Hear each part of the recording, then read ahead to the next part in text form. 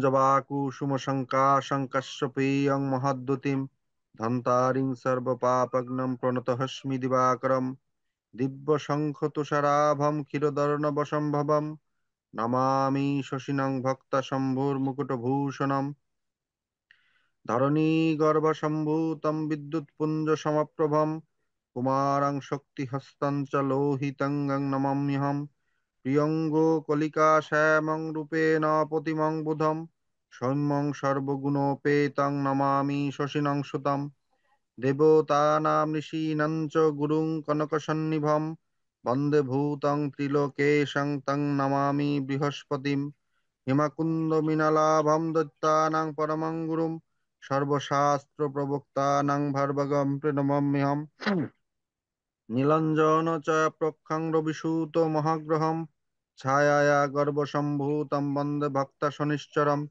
अर्धकायं महाघोरं चन्द्रदीप्तविमर्दकं सिंहिकाया सुतं रौद्रं तं राहुं प्रणमाम्यहम् कलालधूमसङ्काशं ताराग्रहविमर्दकं रौद्रं रौद्रमात्मदं क्रूरं तं केतुं प्रणमाम्यहम् व्यसनोक्तमिदं स्तोत्र या पठेत् प्रयत शुचिः दिवा वा यदि वा रात्रौ शान्तिस्तस्य न संशयः ऐश्वर्यं मतुलं चापि आरोग्यं पुष्टिवर्धनं नरनारी प्रियत्तं च नित्यं तस्य प्रजायते दक्षोऽग्निर्जमो वायुर्ये चन्ने गृहे पीरका ते सर्वे प्रशमं जानति व्यासोऽव्यन्न संशयः इति श्रीव्यासविरचितं नवग्रहस्तोत्रं समाप्तं हरि ओम तत्सत्।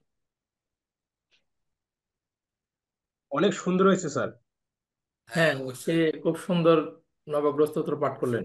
প্রসেনজিৎ বাবুরে ধন্যবাদ জানাই। ধন্যবাদ। আর আসলে আমরা পার্টিসিপেশন বাড়ানোর জন্যই, যদি সবাই এভাবে নিজেদেরকে প্রস্তুত রাখেন, পার্টিসিপেশন বাড়বে। আপনি যখনই একটা কাজে অংশগ্রহণ করবেন, দেখবেন মনে করেন পিকনিক করতে গেছে, একজন লবণ দিল, একজন মশলা দিল, একজন এই এই যে অংশগ্রহণ ভিত্তিক আলোচনা যখন হয়, ওইটাতে শেখার বিষয় অনেক, শেখাটা খুব ইজি হয়। এটাই আমার মূল উদ্দেশ্য আর কি, মানে আমার থিওরি এটা। হ্যাঁ, জয়ন্ত স্যার, হ্যাঁ, ইউ মে প্রসিড। তো আজকে ক্লাস রুটিনে আছে কত নম্বর ক্লাস? 32। হ্যাঁ, 32 নম্বর ক্লাস, গণ নির্ণয়, নরদেব ও দেবারি, নক্ষত্রের আদি দেবতা ও নক্ষত্রের প্রতীক নিয়ে আলোচনা। তাহলে শুরু করি নীরজ দাদা। হ্যাঁ দাদা, শিওর।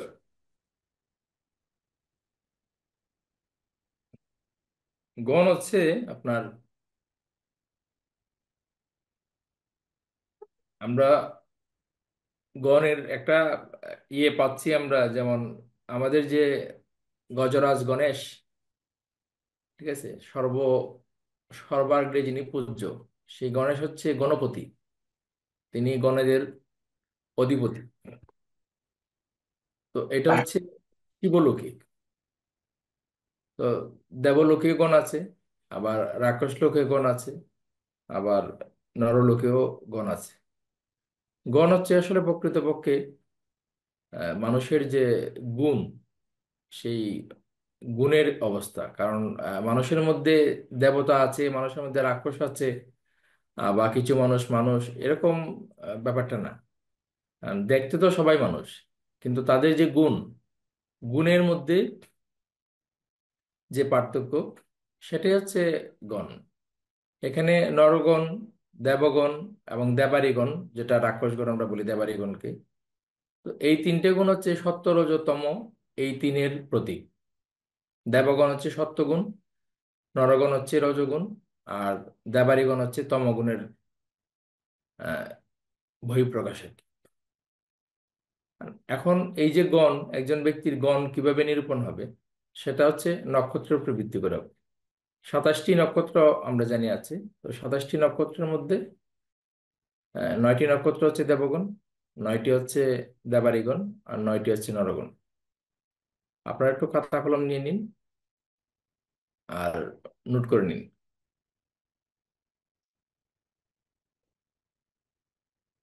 সবাই ready? Ready sir. Ashwini Mrigashira, পুনর্বসু পুষ্যা,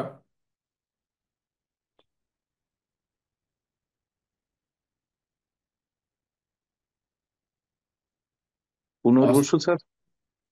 অশ্বিনী, মৃগশিরা, মৃগশিরা, পুনর্বসু। পুনর্বসু, পুষ্যা, অস্তা, স্বাতী,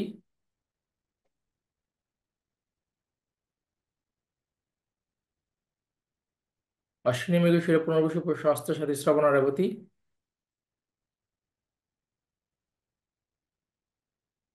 কটা হলো? 1 2 3 4 5 6 7 8টা হয়েছে স্যার।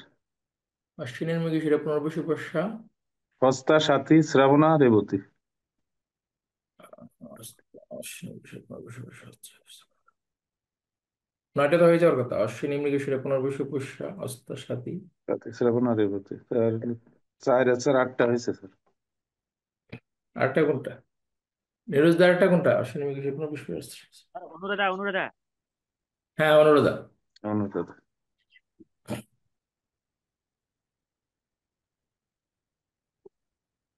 এই যে নক্ষত্র, এই নক্ষত্রে 9টা নক্ষত্রে যেমন ব্যক্তির জন্মছকে চন্দ্র অবস্থান করবে, অর্থাৎ আমরা যখন একটা জন্মছক পাবো, সেই জন্মছকে যখন চন্দ্র এই 9টা নক্ষত্রে অবস্থান করবে, তাহলে তার দেবগণ হবে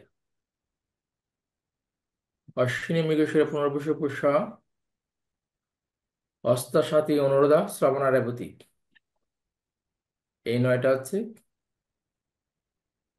দেবগণ দেবগণ। স্যার। তারপর হচ্ছে বরণী, রোহিণী, আদ্রা।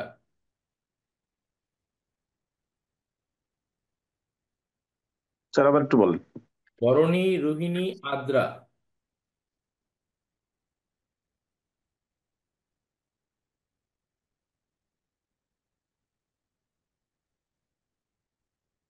আদ্রা। পূর্ব ফল্গুনী, উত্তর ফল্গুনী, পূর্ব আষাঢ়া, উত্তর আষাঢ়া, পূর্ব ভাদ্রপদ, উত্তর ভাদ্রপদ।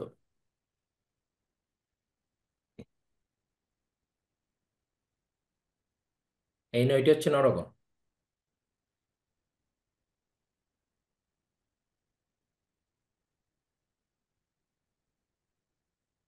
স্যার আবার একটু বলেন তো স্যার।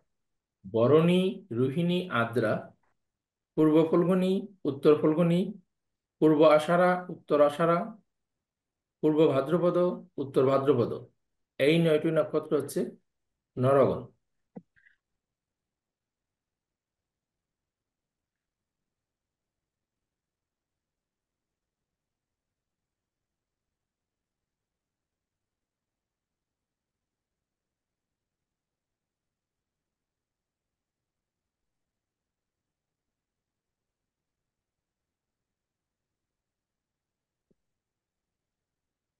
লিখলেন? স্যার আবার একটু বলে দেন তো স্যার। বরুণী, গ্রহিণী, আদ্রা, পূর্ব ফাল্গুনী, উত্তর ফাল্গুনী, উত্তর সারা, পূর্ব সারা, এগুলোই তো স্যার। আর পূর্ব দুটো। ভাদ্রপদ, উত্তর পূর্ব ভাদ্রপদ। ভাদ্রপদ, উত্তর ভাদ্রপদ। হুম, হুম, পূর্ব উত্তর মিলিয়ে হলো 6টা। ঠিক আছে স্যার। আর হচ্ছে বরণী, রোহিণী, আদ্রা 3টা, 9টা।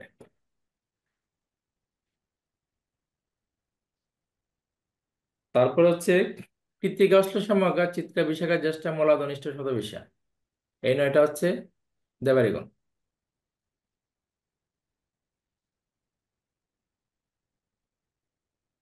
কৃত্তিকা, অশ্লেষা, মঘা।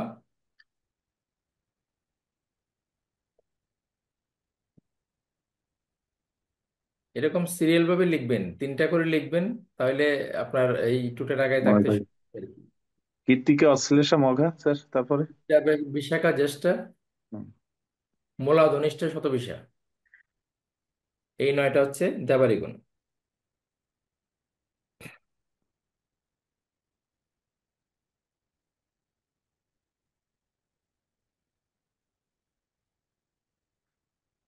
স্যার আবার একটু বলেন স্যার।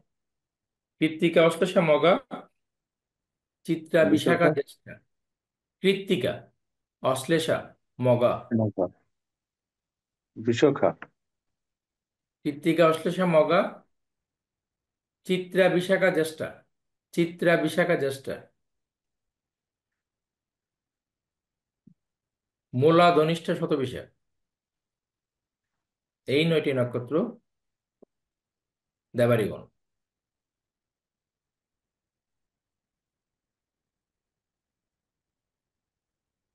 জি স্যার। সবার লিখে হলো?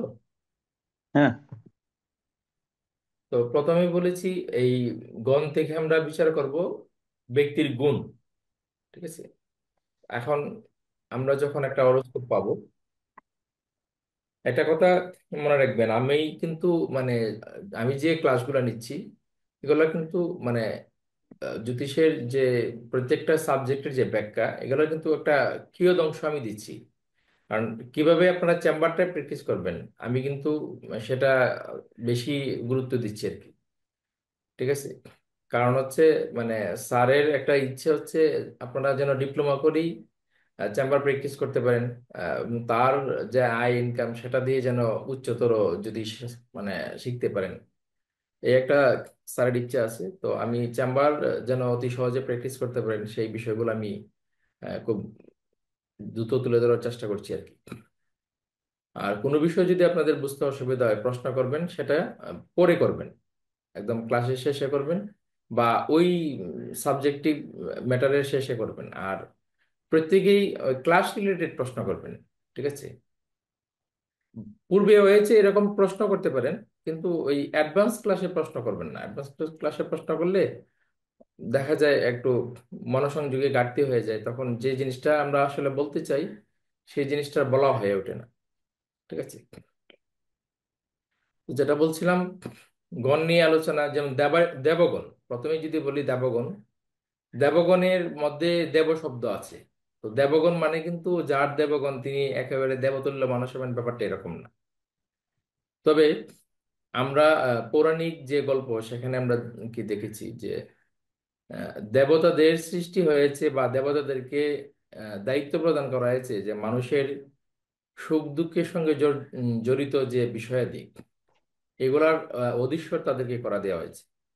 মনুষ্যরা তাদেরকে আহ, কি বলে যজ্ঞের হবি দিবে, হবি মানে ঘৃত, যজ্ঞের ঘৃত দিবে, তারা সন্তুষ্ট হয়ে মনুষ্যকে, যেমন ইন্দ্র হচ্ছে বৃষ্টির দেবতা, পবন হচ্ছে বায়ুর দেবতা, আহ অগ্নি হচ্ছে আগুনের দেবতা, তারপরে আপো সম্ভবত জলের দেবতা, অর্যমা একজন সেনাপতি, এরকম বিভিন্ন দেবতা আছে, বৈদিক দেবতা আছে।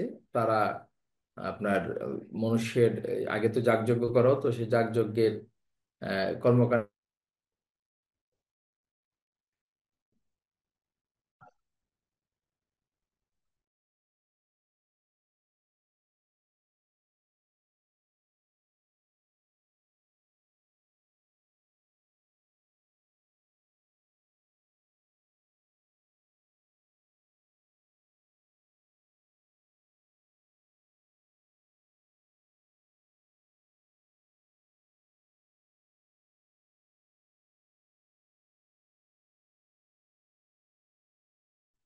শোনা যাচ্ছে না স্যার, রেকর্ডিং আটকে গেছে।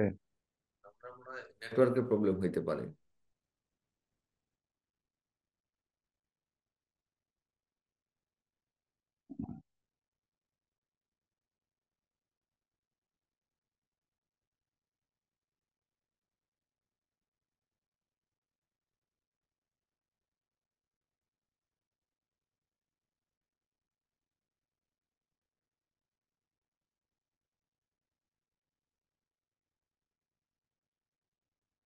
আমরা আমরা যেটা দেখলাম যে, আমি তো দেখলাম দেবাড়িগণ আর রাক্ষসগণ, এটা কি একই?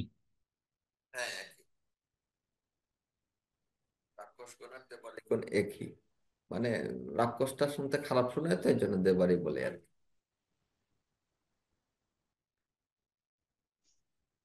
জয়ন্ত স্যার যেটা বলতে চাইছিলেন, উনি আসলে আলোচনায় আসবেন, আমি একটু বলে আপনি নিই। একটু বলেন স্যার। হ্যাঁ, এই যে গণটা, জয়ন্তদা আসছেন? হ্যাঁ, বিদ্যুৎ চলে হ্যাঁ। যাওয়ায় আবার আহ এটা। আচ্ছা, ঠিক আছে, ঠিক আছে, আপনি কন্টিনিউ করেন। তো যেটা বলছিলাম, দেবগণ যারা, তারা হচ্ছে কি মানে সমাজের শুভচিন্তক হবে। সমাজ পরিবর্তনে তাদের একটা ভূমিকা থাকে। যেখানে অসঙ্গতি দেখবে সেখানেই কিছুটা পরামর্শ প্রদান করা বা এই সমস্ত বিষয় নিয়ে কাজ করা, এই একটা বিষয় তাদের মধ্যে থাকে। তো এই এম, এই শুধুমাত্র এই যে চিন্তা, এই যে চেতনা, এই চেতনার জন্য তারা নিজেদের জন্য আসলে তেমন কিছু করতে পারে না। আবার তাদের মধ্যে একটা বিষয় থাকে, তাদের একটু দ্বিধাগ্রস্ত থাকে। কিরকম দ্বিধাগ্রস্ত? যে আমি যে কাজ করছি, আমি যেই আহ, জীবন আহ, চালনা করছি, যে ওয়েতে, যে রাস্তায়, সেখানে মানুষ কি বলবে, মানে পাঁচে লোকে কিছু বলে, এই একটা টেনশন দেবগণের মানুষের মধ্যে থাকে, যে পেছনের লোকে আমাকে মন্দ বলছে কিনা। তারা তাদের যে সুনাম, তাদের নামটা নিয়ে বেশ একটা মানে একটু চিন্তিত থাকে, যে সুনাম নষ্ট হয়ে যাচ্ছে কিনা, বা অধিক থেকে অধিকতর নাম হচ্ছে কিনা। ঠিক আছে, তাদের নাম নিয়ে তাদের একটা ইয়ে থাকে, কি বলে, টেনশন থাকে একটা, যে এটা নষ্ট হচ্ছে কিনা বা সুনামটা কম হচ্ছে কিনা। এই একটা দ্বিধাগ্রস্ততা তাদের মধ্যে থাকে। আর নরগণ যেটা, নরগণ হচ্ছে নর তো শব্দের অর্থ হচ্ছে মনুষ্য। তো মানবিক গুণ সম্পন্ন হয় নরগণের মানুষ যারা আছে, তাদের মধ্যে মানবিকতা থাকে। তবে নরগণের মানুষ বেশিরভাগ ক্ষেত্রে একটু মানে পরিবার কেন্দ্রিক হয়। মা বাবা ভাই বোন, যারা বিবাহিত, তারা হচ্ছে স্বামী স্ত্রী সন্তান, তারপর মা বাবা, একটু মানে ছোট করে নিয়ে আসে তাদের মানে এরিয়াটাকে।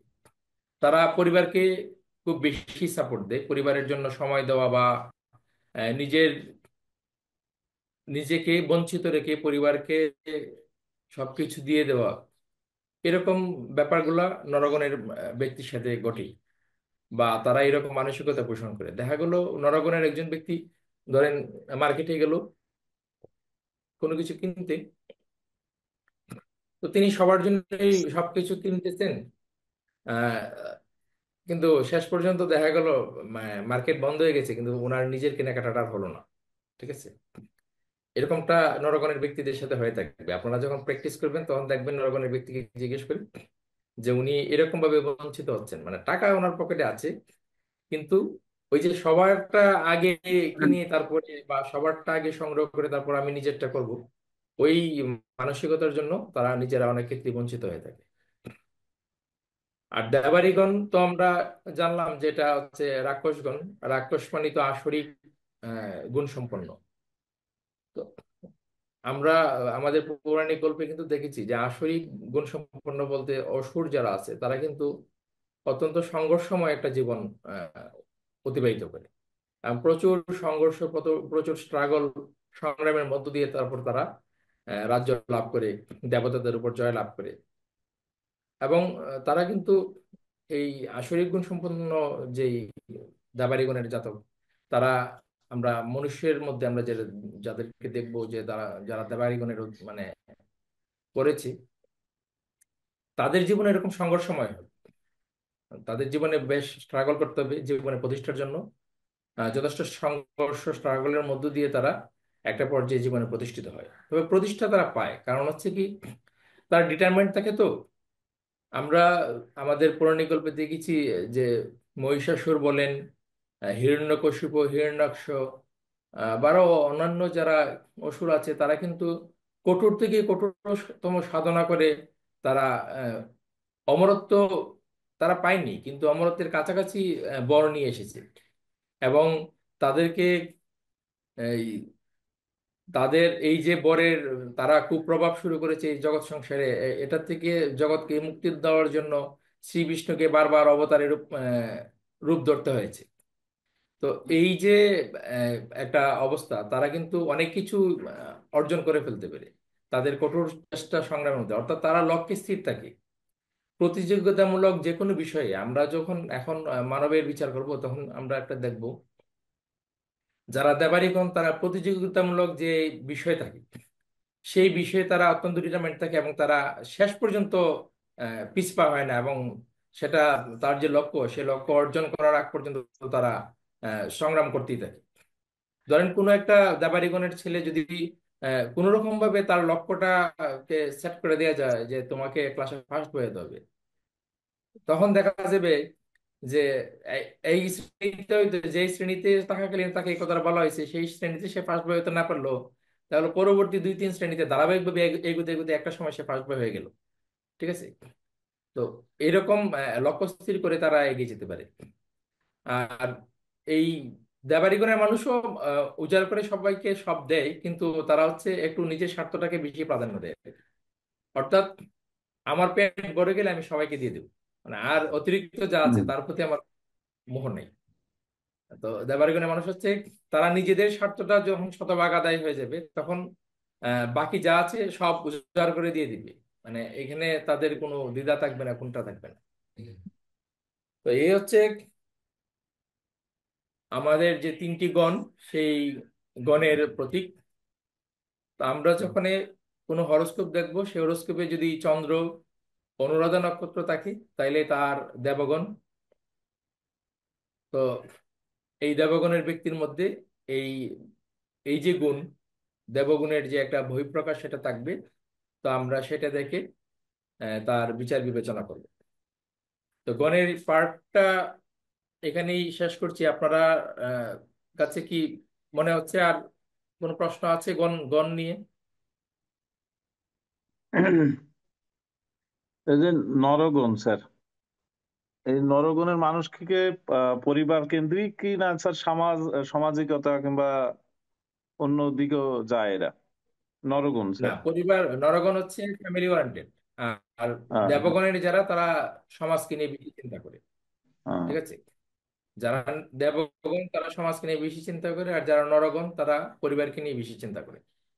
হুম, ঠিক আছে।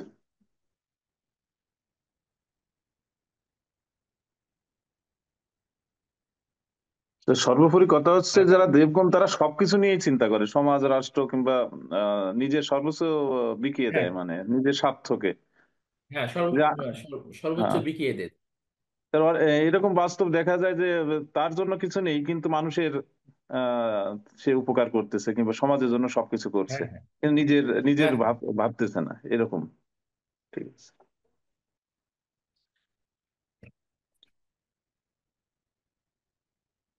এটাকে নিজের দায়িত্ব মনে করি আর কি।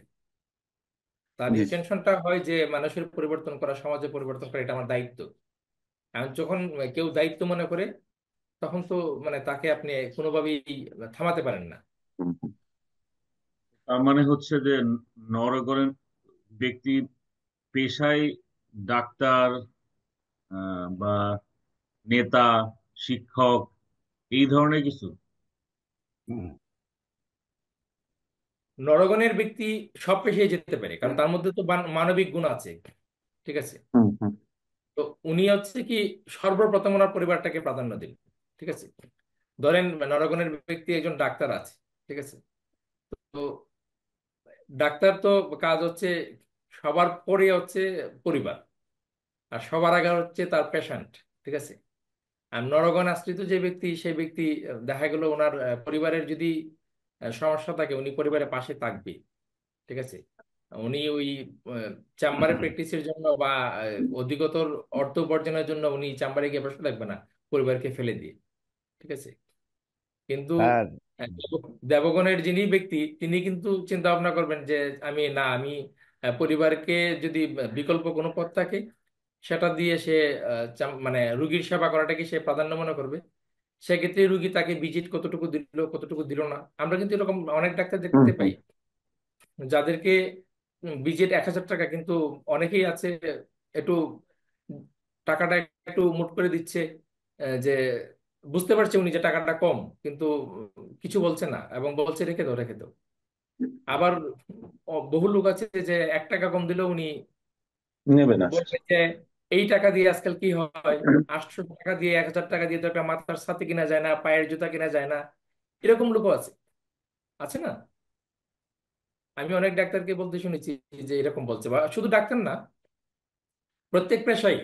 ঠিক আছে? শুধু মানে ডাক্তারের কথা বলছিলাম, ডাক্তারের কথা এই কারণে বলছি কারণ হচ্ছে আহ, আহ, পেশাজীবী সংগঠনের মধ্যে তাদের পেশাটা হচ্ছে এরকম একটা পেশা যে তারা চেম্বারে বসলেই তারা ক্লায়েন্ট পায়, এবং তাদের মানে ক্লায়েন্ট দেখা মানেই তো একটা এক্সট্রা ভিজিট পাওয়া, মানে সেই সুযোগটা তাদের বেশি। সেরকম ভাবে লয়ারদেরও বেশি থাকে এটা, একজন অ্যাডভোকেটেরও এটা বেশি থাকে। ওনারাও যখন চেম্বারে বসে তখন তাদের ক্লায়েন্টের অভাব হয় না, তো কাজেই টাকা পয়সার অভাব হয় না। আর অ্যাস্ট্রোলজারদের মধ্যেও আছে যারা আপনার সেই সুনাম অর্জন করতে পেরেছেন, তো তাদের ক্লায়েন্ট তো প্রচুরই থাকে। আমি তো স্যারের চেম্বারে যতবার গেলাম, তো কথা বলার মতো সুযোগ থাকে না, আমাদের কেসিবল স্যারের কথা বলছি। তো এরকম ভাগ্য আর কজনের থাকে? বা আসলে ভাগ্যর চেয়ে বড় বিষয় হচ্ছে আমরা যদি যারাই শিখতে পেরেছে, আগে তো শিখতে হবে। আমরা তো আসলে কিছুদিন শিখেই মনে করি আমরা সবাই বড় জ্যোতিষ হয়ে গেছি। ঠিক আছে, বড় বড় টাইটেলের পেছনে দৌড়াই। ঠিক আছে স্যার স্যার। আমি একটু একটু বলতে চাচ্ছিলাম, হ্যাঁ বলুন দাদা। বলতে চাচ্ছিলাম যে আপনি কিছুক্ষণ আগে মানে বলছিলেন যে যে ব্যক্তির গুণ, আসলে কি এটা কি ব্যক্তির গুণ হবে না নক্ষত্রের গুণ হবে? না, আপনার আপনার কথাটা ঠিক। ব্যক্তির গুণ বলতে আপনার নক্ষত্রের যে গুণ সেটাই তো ব্যক্তির উপরে পড়বে।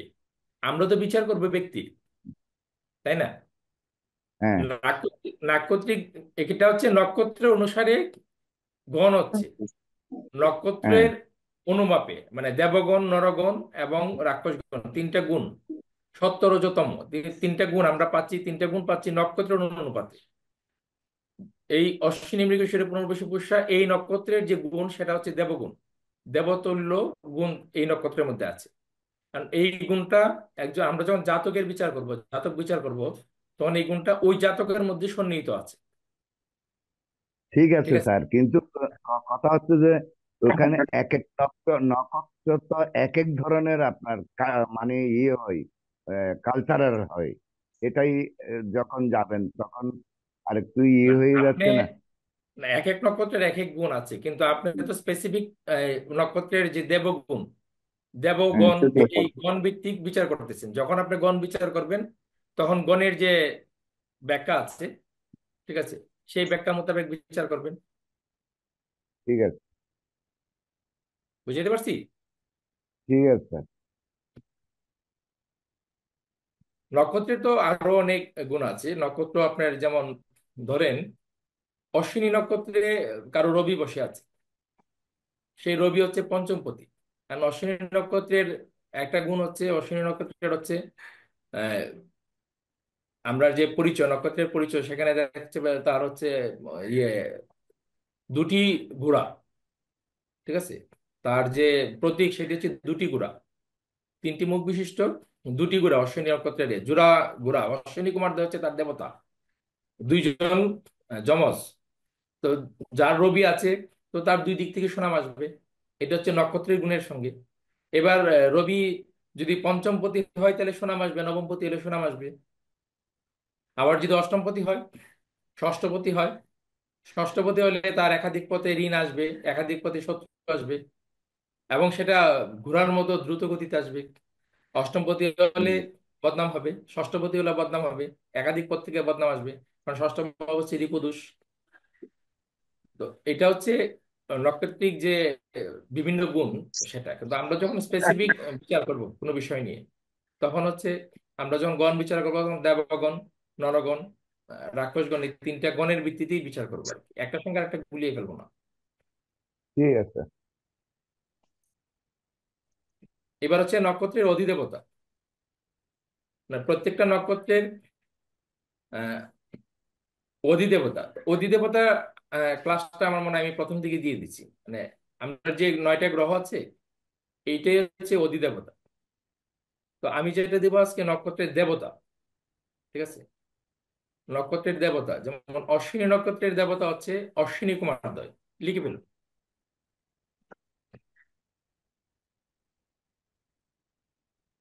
নীরজ দা একটু সহযোগিতা করবেন। ঠিক আছে, যেখানে আটকে যায় এখানে একটু সহযোগিতা করবেন। অশ্বিনী নক্ষত্রে অশ্বিনী তো হয় স্যার। হুম। অশ্বিনী কুমার দ্বয়, অশ্বিনী কুমার দুই ভাই। ঠিক আছে, জি স্যার। বরণীর দেবতা হচ্ছে যম, বরণীর দেবতা যম।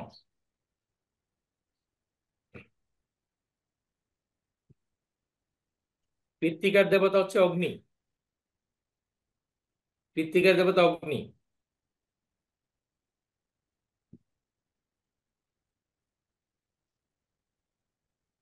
রোহিণীর দেবতা ব্রহ্মা, করে নিন, নোট করে নিন এগুলা। রোহিণীর দেবতা ব্রহ্মা।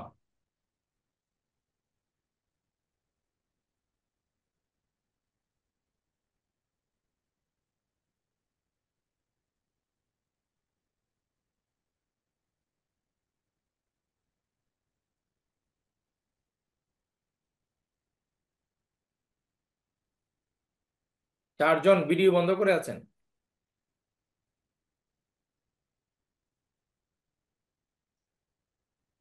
অশ্বিনী, বরুণী, কৃত্তিকা, রোহিণী লেখা হলো চারটা। জি স্যার। হ্যাঁ হ্যাঁ স্যার। তারপরে মৃগশিরা, মৃগশিরার দেবতা হচ্ছে রুদ্র।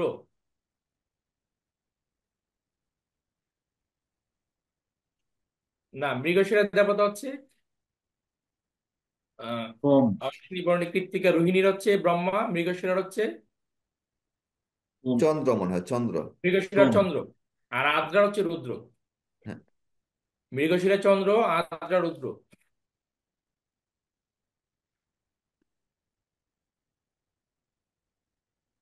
পুনর্বসুর দেবতা হচ্ছে অদিতি।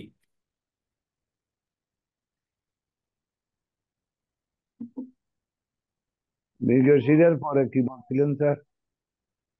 মৃগশিরার পরে হচ্ছে আদ্রা, আদ্রার দেবতা হচ্ছে রুদ্র। হ্যাঁ ঠিক আছে। তারপর হচ্ছে পুনর্বসু, অদিতি।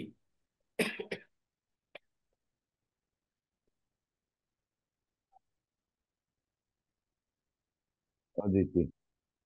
পুষ্যার দেবতা হচ্ছে বৃহস্পতি।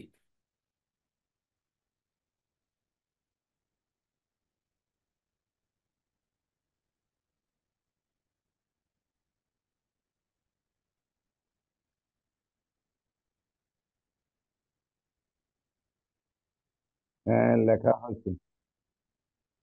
অশ্লেষার দেবতা হচ্ছে অহি। অহি মানে হচ্ছে সর্প।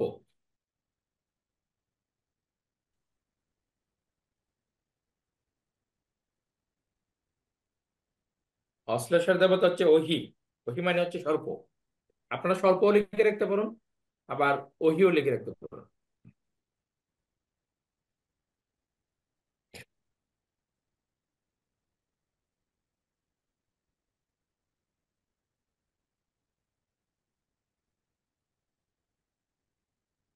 মগার দেবতা হচ্ছে পৃথ্বীগণ।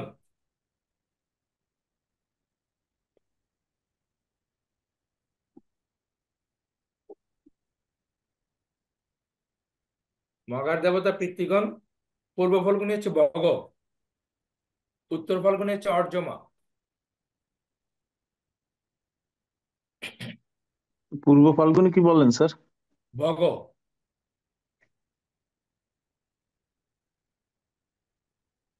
উত্তর ফাল্গুনি?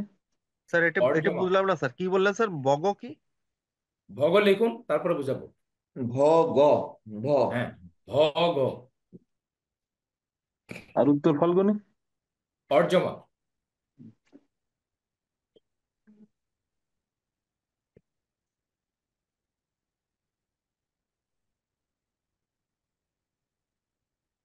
হস্তা, হস্তা হচ্ছে মুষ্টিবদ্ধ হাত।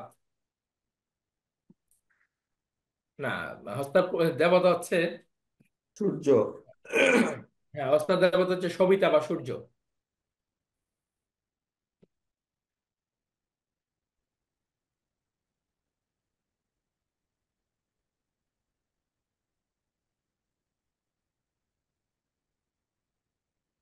চিত্রা হচ্ছে ত্বষ্টা, বৈদিক দেবতা, তার নাম হচ্ছে ত্বষ্টা। থয়ব, মদিনার ৬টা আকার, ত্বষ্টা।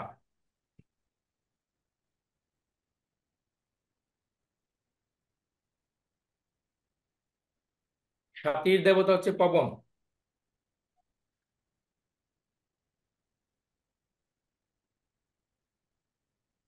বিশাখা হলো ইন্দ্রাগ্নি, ইন্দ্র এবং অগ্নির মিলিত রূপ ইন্দ্রাগ্নি।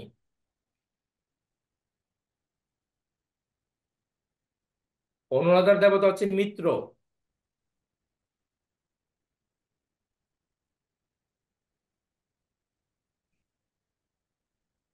জ্যেষ্ঠার দেবতা হচ্ছে ইন্দ্র। এর আগেরটা একটু বলেন। এর আগে হচ্ছে অনুরাধা মিত্র।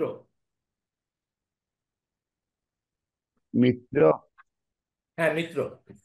আমরা বন্ধু মিত্র লিখতে গিয়ে যে মিত্র লিখি সেই মিত্র। ঠিক আছে। জ্যেষ্ঠা হচ্ছে ইন্দ্র।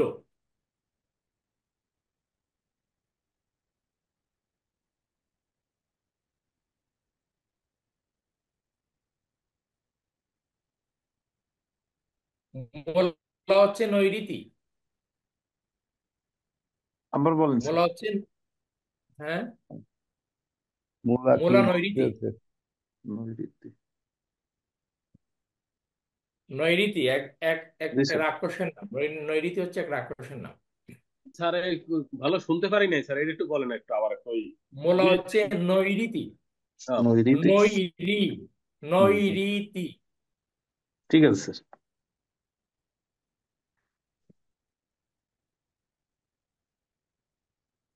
তারপরে কি আছে?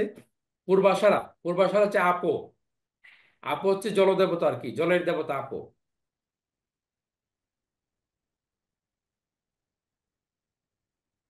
উত্তরাষাঢ়া বিশ্বদেব।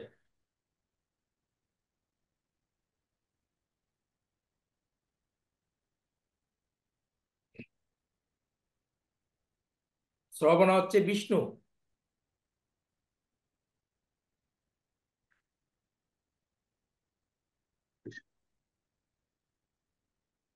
ধনিষ্ঠা হচ্ছে,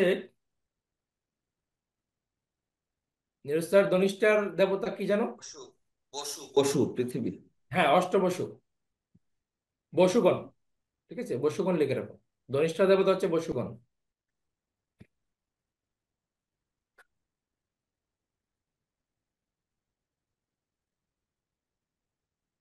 শতবিশা হচ্ছে বিশ্বদেব।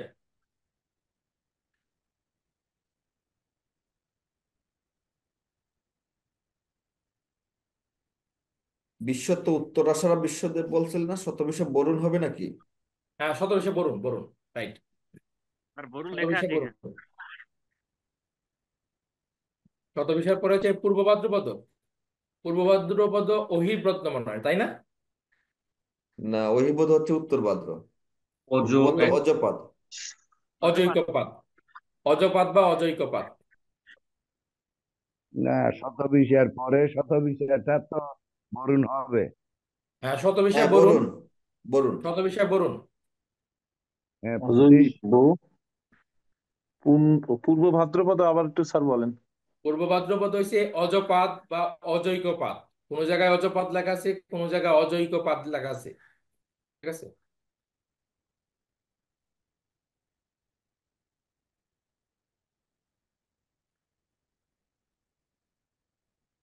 উত্তর ভাদ্রপদ হচ্ছে অহিব্রত্ন। অহিব্রত্ন। অহির্ব্রত্ন।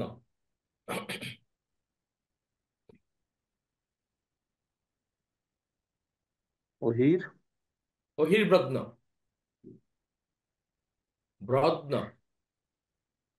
জি স্যার। আর রেবতীর হচ্ছে পুষা।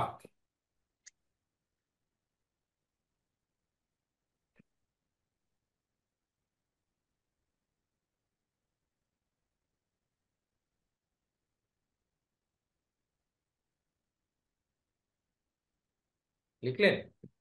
জি স্যার। স্যার রেবতীটা কি বললেন স্যার? পুষা, পুষা। পরশু। পয়রস্য মদিনা সহকার।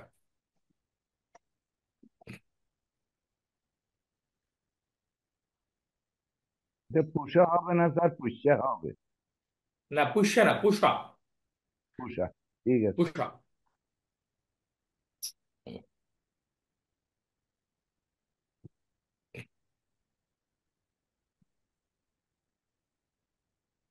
উত্তর ভাদ্রপদের এটা অতির কি বলছিলেন যেন? অহির্ব্রত্ন। অহিরত্ন। অহির্ব্রত্ন।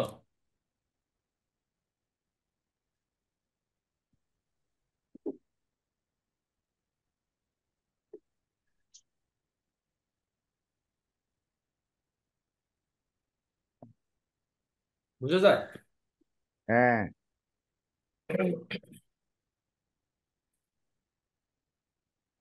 তাইলে নক্ষত্রের যে দেবতা, সেটা আমরা লিখে ফেললাম। নক্ষত্রের প্রতীকটাও লিখে নিই আগে, তারপর, তাই না? তারপর আলোচনা যাই। জি স্যার। হ্যাঁ, প্রতীক দিয়ে দেন।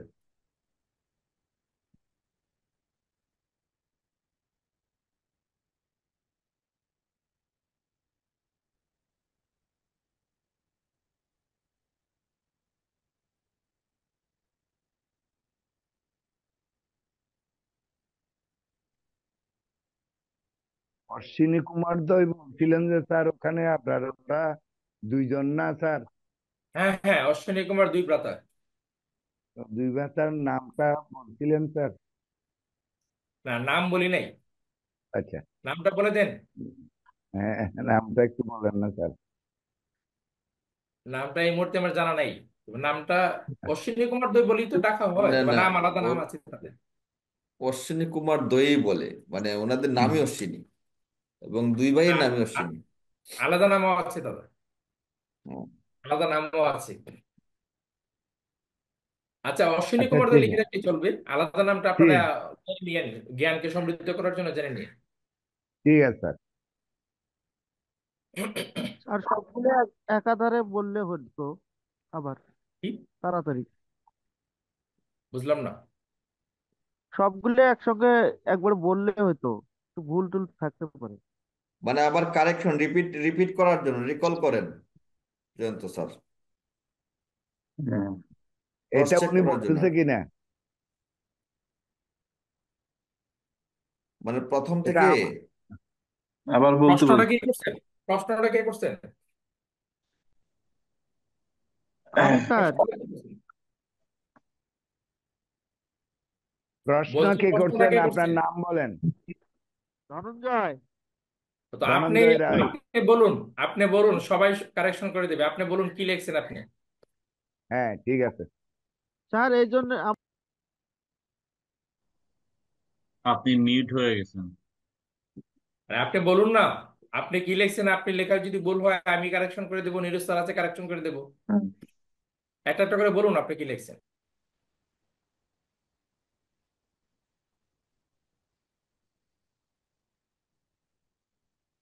স্যার আমার এখানে ফোন সমস্যার জন্য হবে না, এটা শুনতে পারবেন না।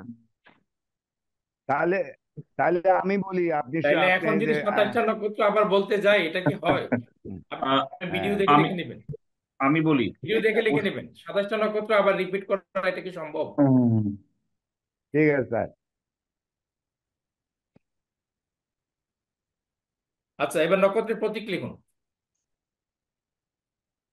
আপনার যদি একটা দুটো আপনার সমস্যা হতো তাহলে হয়তো ইয়ে করতাম। আবার যদি 27টা নক্ষত্র রিপিট করি, তাহলে তিন আবার ঘন্টার তো অনেক ক্লাসে সময় যদি লাগবে একটা স্যার। ক্লাসের আবার পুনরায় রিপিট করা হয়, তাহলে আর সবাই কি ক্লাস করবো? নক্ষত্রের প্রতীকগুলো লিখুন। আপনি ভিডিও পাবেন, ভিডিও দেখে লিখে নিয়েন, অসুবিধা নেই। তারপরে যদি কোনো সমস্যা থাকে তাহলে হোয়াটসঅ্যাপে ইয়ে করেন। আমি আছি, নিরু স্যার আছে, আমরা বা অন্য যারা আছে তারা হেল্প করবো। অবশ্যই আপনি ইয়ে পাবেন, কমপ্লিট করতে পারবেন, অসুবিধা হবে না। অশ্বিনী নক্ষত্রের প্রতীক হচ্ছে অশ্বমুখ। তো আমাদের এই যে নক্ষত্র, নক্ষত্র কিন্তু এরকম না। আমরা কিন্তু অনেক সময় হচ্ছে কি, মানে না জানার কারণে প্রশ্নের সম্মুখীন হই যে হিন্দু ধর্মে 27টা নক্ষত্রের কথা বলা হয়েছে, এত বড় আকাশে খালি চোখে দেখা যায় হাজার হাজার নক্ষত্র। তো নক্ষত্র কি কেবল 27টা নাকি? ব্যাপারটা কিন্তু এরকম না। আমরা কিন্তু পূর্বেই আমরা যে জিনিসটা প্রথম ক্লাসে বলেছি, যে আমাদের যে ফলিত জ্যোতিষের কাজ, যে এরিয়া, আমাদের যে গ্যালাক্সি, সেই গ্যালাক্সির, আমাদের যে গ্যালাক্সি সেই গ্যালাক্সির 8 ডিগ্রি উত্তর, 8 ডিগ্রি দক্ষিণ, 16 ডিগ্রি চৌড়া, 360 ডিগ্রি গোল, এই এরিয়ার ভিতরে যে নক্ষত্রগুলো পড়ছে আমরা শুধু সেই নক্ষত্রগুলোকে নিয়ে কাজ করি। আর এই নক্ষত্র বলতে নক্ষত্রপুঞ্জ, যেমন অশ্বিনী নক্ষত্রে 3টি নক্ষত্র আছে, 3টি নক্ষত্র নিয়ে হচ্ছে সেটা অশ্বমুখের আকৃতি ধারণ করেছে, তাই এটার নাম হচ্ছে অশ্বিনী নক্ষত্র।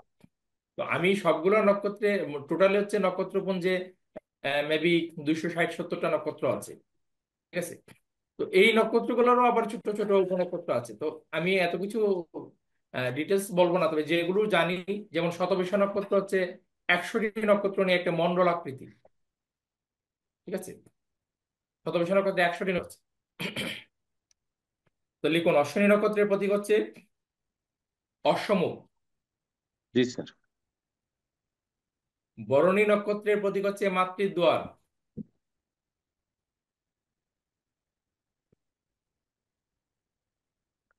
জি স্যার। মাতৃদ্বার শব্দটা অন্যভাবে লিখে নিয়েন, আমি আমার মেয়ের বাসায় আছি তো, ঠিক আছে। মাতৃদ্বার যে যে দিক দিয়ে আমাদের জন্ম হয়, ঠিক আছে স্যার।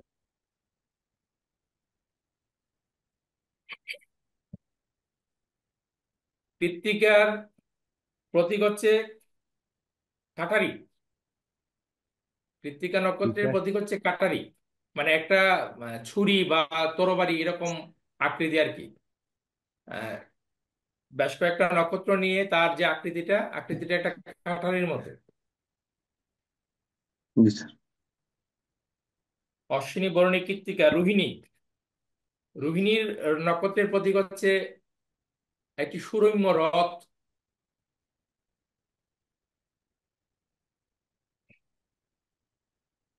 অনেকে পালকিও বলে, ঠিক আছে।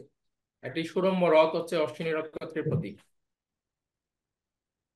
মৃগশিরা, মৃগশিরা নক্ষত্রের প্রতীক তার নামের মতোই, মৃগ, হরিণের শিং, হরিণের মাথার শিং।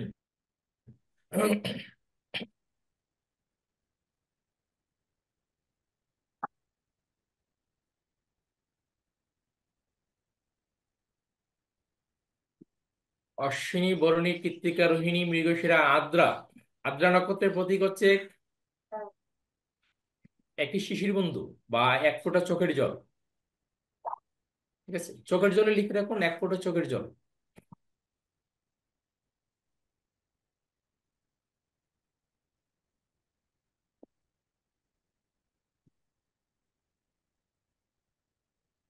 যদি আদ্রা নক্ষত্রে কোনো গ্রহ থাকে, সেই গ্রহটি যে বাবের অধিপতি, সেই বাপ সম্পর্কিত বিষয়ে ওই জাতককে জীবনে একবার চোখের জল ফেলতে হবে।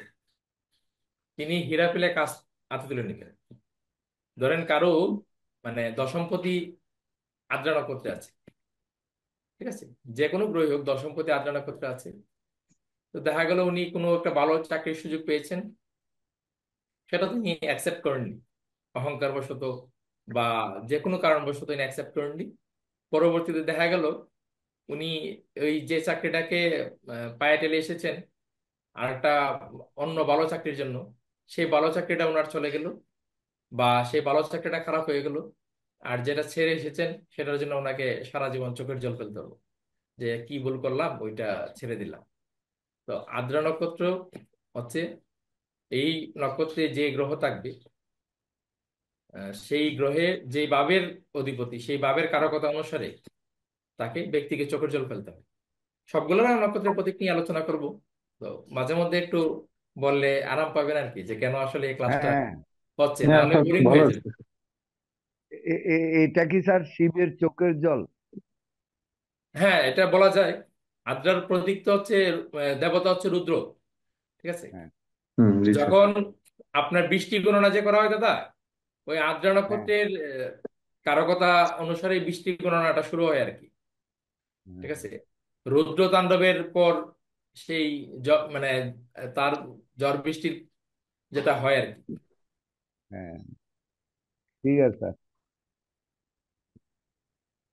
আদ্রার পর হচ্ছে পুনর্বসু। পুনর্বসুর হুম, মানে প্রতীক হচ্ছে তুনির, একটি তুনির যার মধ্যে আহ, বেশ কয়েকগুলো তীর আছে আর কি।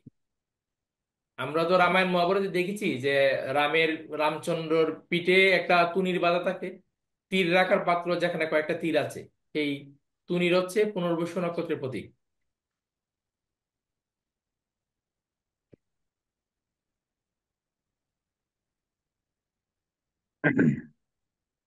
উৎসা স্যার। পুষ্য হচ্ছে গাভীর দুধের বাট,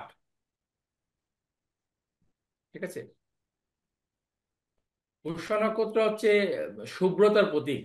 গাভীর দুধের বাট বলা হচ্ছে এখানে যেখান থেকে মানে সব সময় শুভ্রতা নিঃসরিত হয় আর কি। দুগ্ধ তো শুভ্র কালার না, সাদা কালার, শ্বেত কালার, সেই শুভ্রতা নিঃসরিত হয় যে স্থান থেকে, সেই স্থানটা কি বলা হয়েছে, গাভীর দুধের বাট।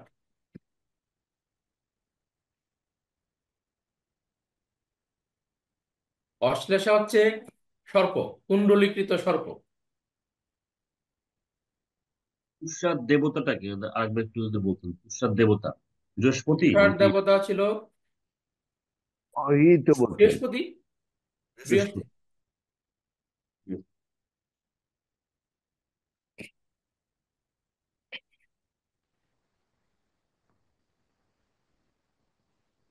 না পুষ্যের দেবতা বৃহস্পতি বলছিলেন।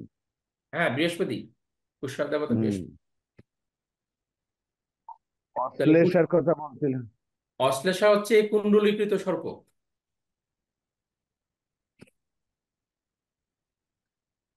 সর্প কুণ্ডলীকৃত, তো সর্প হচ্ছে নিজেকেই নিজে আলিঙ্গন করে থাকে, মানে আষ্টি পৃষ্টি নিজেকে জড়িয়ে রাখে। এই অশ্লেষা নক্ষত্রে যখন কোনো গ্রহের উপস্থিতি থাকে জন্মছকে, এটা ভালো না। ঠিক আছে, জন্মছকে যে কয়টা নক্ষত্র খুবই খারাপ ফলাফল দেয়, সেটা হচ্ছে অশ্লেষা হচ্ছে একটা। ব্যক্তি হচ্ছে কি, সর্প মানে কি, সর্প মানে তো শুভ কিছু না। ঠিক আছে, বিষাক্ত একটা প্রাণী। ঠিক আছে, তো সেই অশ্লেষা নক্ষত্রে যখন যে গ্রহটি থাকে জন্মছকে, যে গ্রহটি, সেই গ্রহ সম্পর্কিত বিষয়ে, সে ভাব সম্পর্কিত বিষয়ে ব্যক্তি একদম আষ্টি পৃষ্টি জড়িয়ে যায়। মানে সেই বাঁধন আর খুলতে পারে না, অনেকেই পারে না। ঠিক আছে, ঠিক যদি আছে। পাস স্পিরিচুয়াল করতে চাই। তার এনার্জিকে সে জাগ্রত করতে পারে, তাইলে সেটা খুলতে পারে। না হলে ওই একটা নক্ষত্রই তার জীবনটাকে বা সমস্ত শুভ যা আছে সেটাকে ধ্বংস করে দেওয়ার জন্য যথেষ্ট। তাইলে অষ্টাদশ মঘা। নক্ষত্র শেষ হলো। এবার হচ্ছে মঘা। মগা। মগা। মগার প্রতীক হচ্ছে সিংহাসন সহ রাজসভা। ঠিক আছে, সিংহাসন সহ রাজসভা, একটি সিংহাসন যেখানে রাজা বসে আছে এবং তার রাজসভা আছে, মানে অন্যান্য মন্ত্রী টন্ত্রী যা আছে, সেই আহ, রাজসভা আর কি।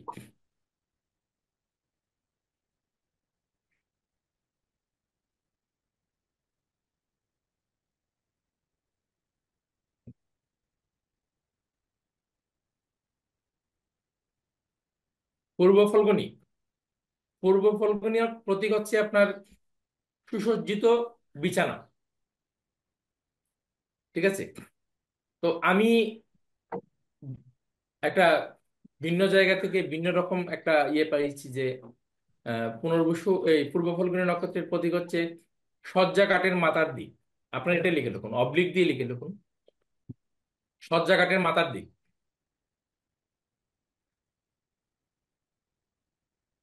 আর উত্তর ফল্গুনী হচ্ছে সুসজ্জিত ধারা। অবলিক দিয়ে লিখুন সজ্জা কাঠের পায়ের দিক।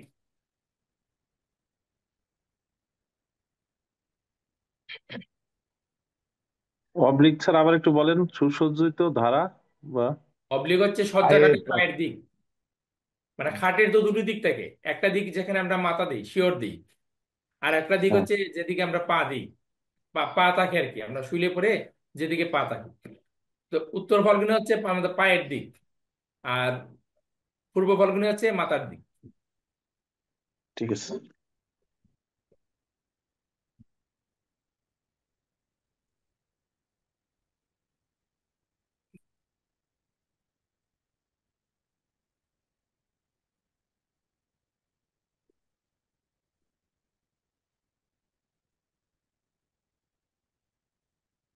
তারপর হচ্ছে অস্তা মুষ্টিবদ্ধ হাত।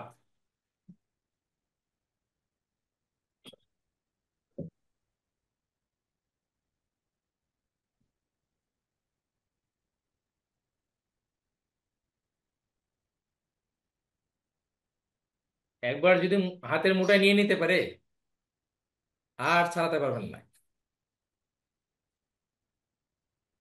যদি লগ্ন থাকে এই নক্ষত্রে, অস্তা নক্ষত্রে, তাইলে ওই ব্যক্তির আশেপাশে যা কিছু থাকবে সবকিছু সে তার হাতের মুঠায় নিয়ে রাখতে চাইবে। প্রত্যেকটা জিনিসেরই যেমন ভালো খারাপ থাকে, ভালো দিক হচ্ছে এটা যে সবকিছুকে সে ক্যাচ করতে চাইবে, খারাপ দিক হচ্ছে যা কিছু তার সাধ্যের বাইরে তাও ক্যাচ করতে চাইবে। অস্তার পরে যে চিত্রা। চিত্রা হচ্ছে সুদৃশ্য রত্ন বিশেষ। ঠিক আছে, একটি রত্ন যা দেখতে অত্যন্ত আহ, সুদৃশ্য। আর যদি এক কথায় বলি, সাপের মাথার মণি, নাগমণি আর কি।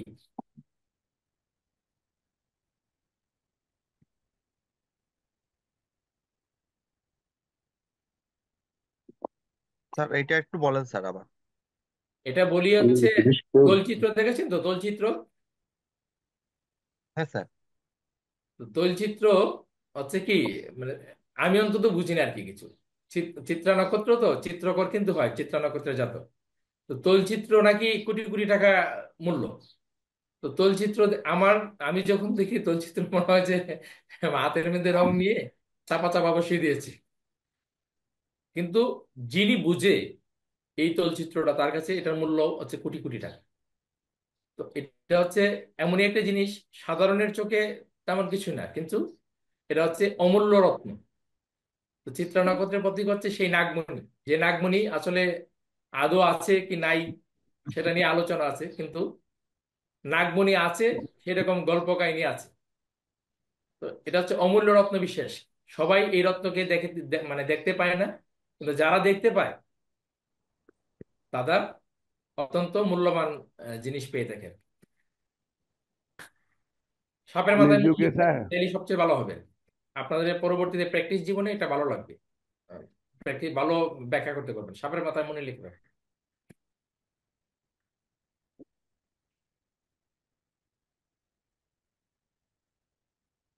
হাতি, চিত্রার পর হচ্ছে সাথী, যার কোনো প্রতীক নাই। 49টি বায়ু হচ্ছে তার অধীন। অধিপতি দেবতা পবন, তো পবন হচ্ছে বায়ুর দেবতা। তো এই সাথী নক্ষত্র যাদের জন্মছকে উপস্থিত থাকবে, 49টি বায়ু হচ্ছে তার অধীন থাকবে। এটা কি লিখবো স্যার? এটা লিখুন জ্বরের পরের অবস্থা। আগে যা বলছি সেটা হচ্ছে ব্যাখ্যা। লিখুন জ্বরের পরের অবস্থা। বড় জ্বর হলে ঘূর্ণিঝড় বলেন, টর্নেডো বলেন, সেই জ্বরের পরে যে শান্ত অবস্থা, সেই শান্ত অবস্থা জ্বরের পরের অবস্থা।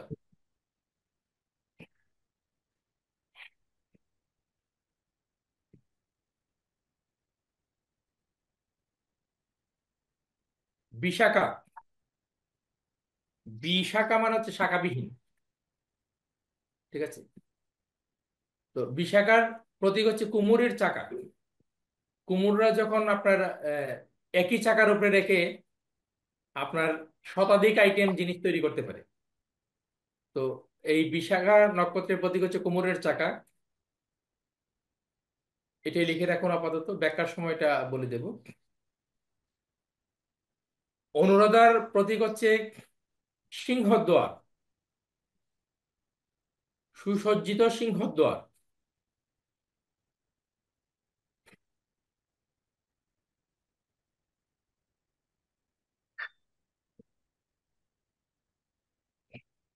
অবলিক দিয়ে লিখুন পদ্ম ফুল, অবলিক দিয়ে লিখুন পদ্ম ফুল।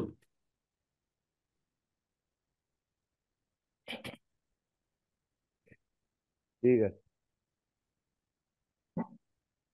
জ্যেষ্ঠ নক্ষত্রের প্রতীক হচ্ছে ছাতা।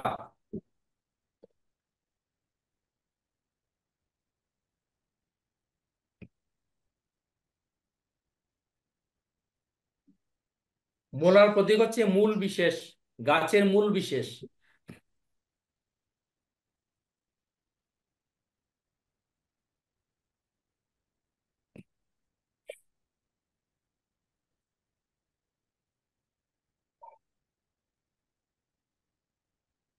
জ্যেষ্ঠার আপনার ছাতা বললেন না স্যার? হ্যাঁ, ছাতা। আপনারা ছাতাকে যারা আবার চিটাগাঙ্গের আছেন, চিটাগাঙ্গের যারা আছেন, তাদের কাছে যখন জন্মচক আসবে, তখন জ্যেষ্ঠ নক্ষত্রের উপস্থিতি দেখলেই বলবেন যে ব্রাহ্মণকে ছাতা দান করুন, আর স্বপনদার চেম্বারের অ্যাড্রেস দিয়ে দেবেন। ঠিক আছে? যে আপনার প্রতিকার হচ্ছে না। ব্রাহ্মণকে ছাতা দান করুন, আর স্বপনদার আহ, চেম্বারের অ্যাড্রেস দিয়ে আহ, দেবেন। স্বপনদা কি বলেন? আহ, আপনি যা বলেন, গুরু বাক্য শিরোধার্য। না না, ওইটা বলবেন গা- না, এগুলো গা- হচ্ছে স্যার। হুম, ঠিক আছে?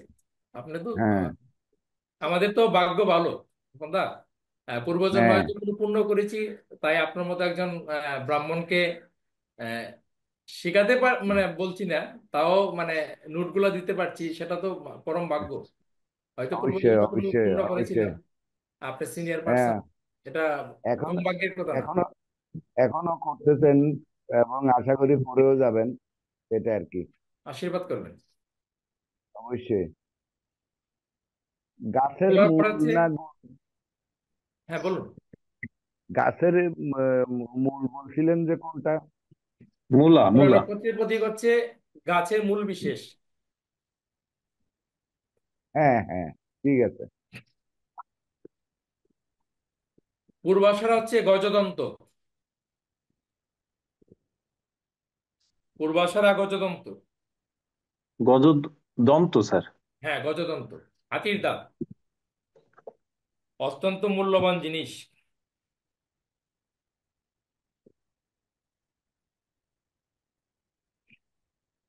উত্তরাষাঢ়া হচ্ছে গজদন্ত, অবলিক দিয়ে লিখুন সিঙ্গেল বেড।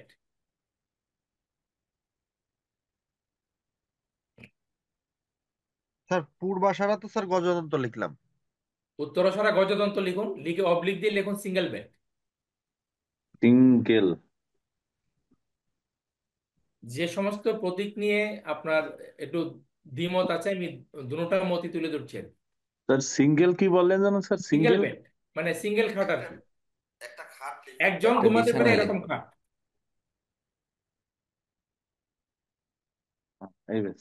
যদি কারো জন্মছকে উত্তরাষাঢ়া নক্ষত্রের উপস্থিত থাকে, আর সেটা যদি সপ্তম ভাব হয়, ঠিক আছে, তাইলে বুঝেছি, খবর আছে স্যার। সিঙ্গেল সিঙ্গেল খাট হয়ে যাবে কিন্তু।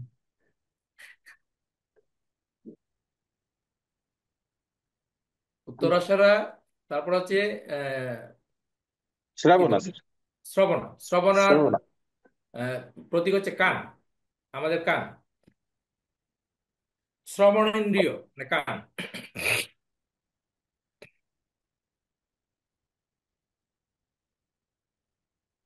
ধনিষ্ঠার প্রতীক হচ্ছে মৃদঙ্গ।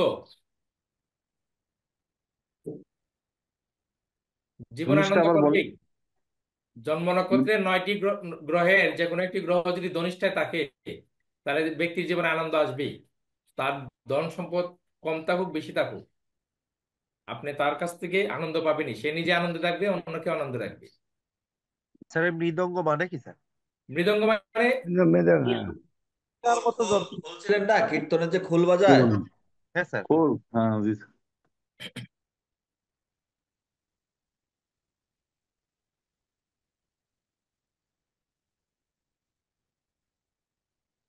শতবিশার নক্ষত্রের প্রতীক হচ্ছে মণ্ডলাকার একটি মণ্ডল, অবলিক দিয়ে লিখুন পদ্মবীজ।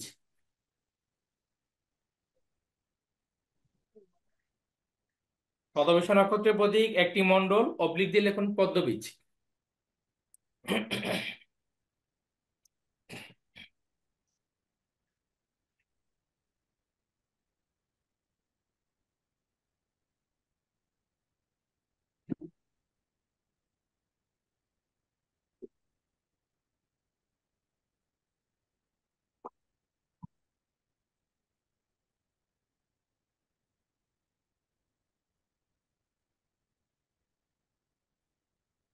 হ্যাঁ, লেখা হয়েছে স্যার।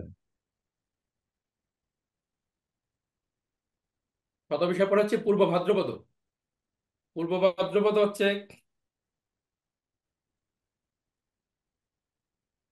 নিরুৎসার পূর্ব ভাদ্রপদের নক্ষত্রের প্রতীক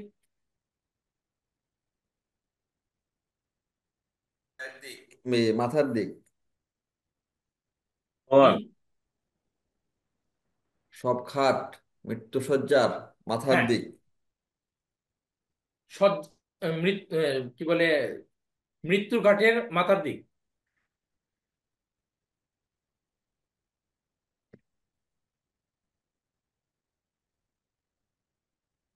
অবলিক দিয়ে সজ্জাঘাট লিখে রাখুন।